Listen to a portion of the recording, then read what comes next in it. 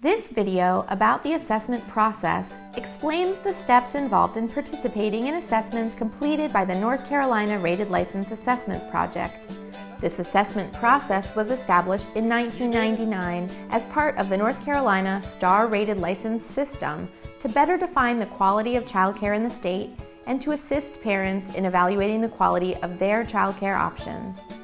Assessment scores are used by the Division of Child Development to award points in the program standards portion of the two-component license. Participating in assessments is voluntary and allows child care centers and family child care homes to receive feedback that can be used for improvements in quality over time.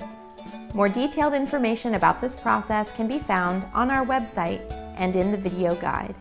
The environment rating scales are used to assess the child care environment. The scales consider many different characteristics that contribute to the overall quality of experiences that children have in childcare. The assessments are conducted by educated and highly trained assessors who have degrees in early childhood education or a closely related field and also have experience working in various aspects of childcare. Let's meet some of the assessors. My name is Sarah. I have a degree in early education and I've been a home provider for 10 years. My name is Marnie, and I've been working in early childhood education for about 18 years. I started with a bachelor's degree in psychology and a minor in special education, and I recently completed my master's of education. Hi, my name is Kathy. I've been working with children for about 16 years, and I've been an assessor for about 6 years, and my background is in child development and family studies. I'm Sarah. I'm a Level 2 assessor. I've been assessing for about 2.5 years. Before that, I worked in the classroom as a toddler teacher and a pre-K teacher. I've also worked in R&R with technical assistants and behavior specialists. I enjoy being an assessor because I like to be able to travel around and see different programs and see the good ideas and the good work that people are doing with children across the state. And I'm glad to be able to provide an objective picture of those programs to the providers so that they can make decisions on improving the quality of care they're providing. Since I've been a provider myself, I enjoy going out to the classrooms and helping providers feel more comfortable with the process. The purpose of this video is to orient providers to the process of participating in rated license assessments. Let's look at the process in more detail. The process is initiated when a program and their child care consultant decide that they are ready to apply.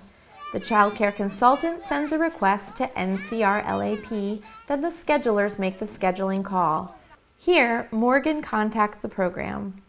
Hi Sydney, my name is Morgan. I'm calling from the Rated License Assessment Project, and the reason I'm calling you this afternoon is that your child care consultant has sent in a request for my office to come do an ITERS and ECHRS assessment at your program. Okay. And I was calling to set up that observation date with you. Do you have a few minutes we could do that? Oh, sure.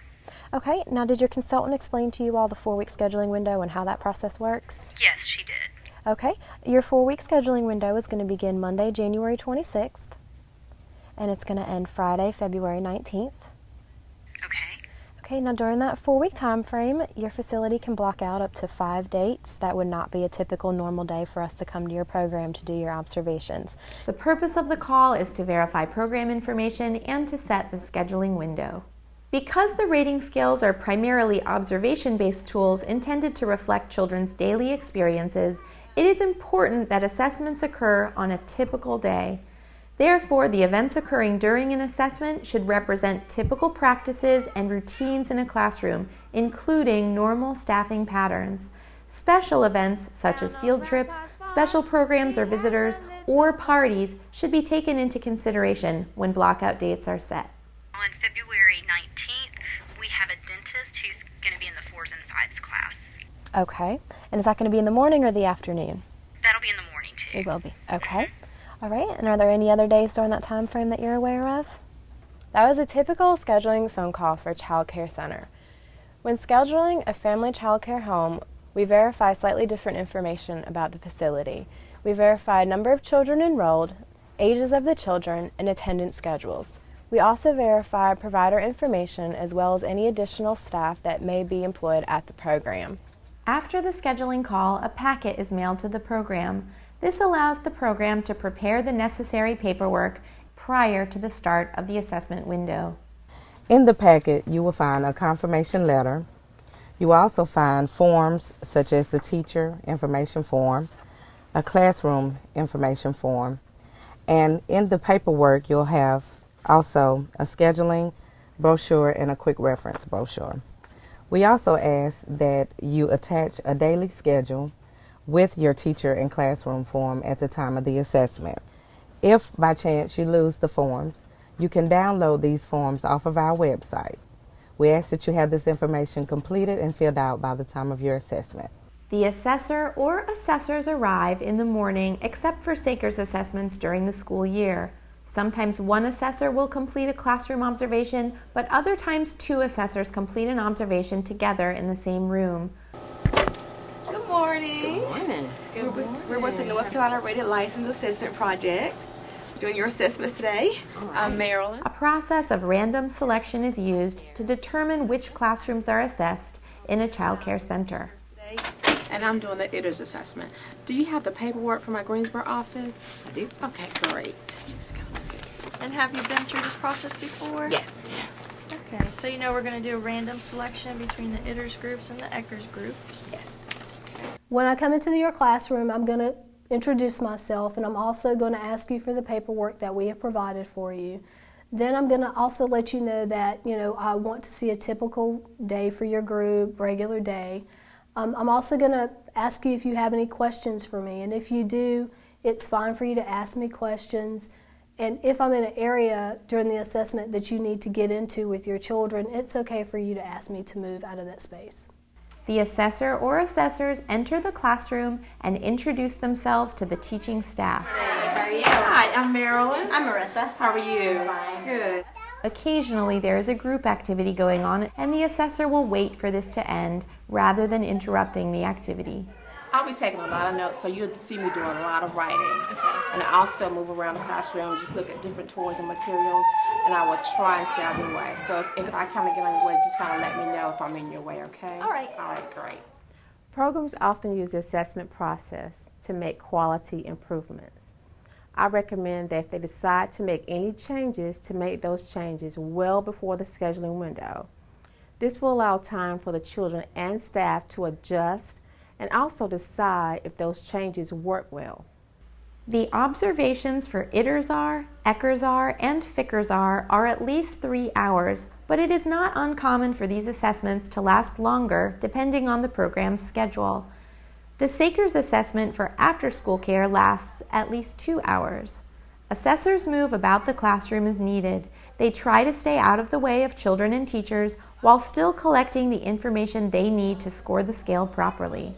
Assessors document the learning materials in the classroom, information about activities and transitions, interactions between the children and between the teachers and children, and routine care and sanitation practices.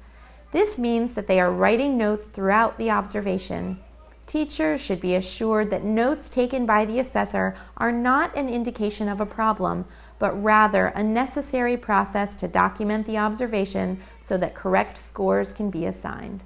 My main advice for the interview is to understand that we understand that it is a nervous time for teachers, but we want to, as much as possible, to put you at ease and to let you know that we're not there to trick you. We want to gather as much information as we possibly can so that we can score accurately.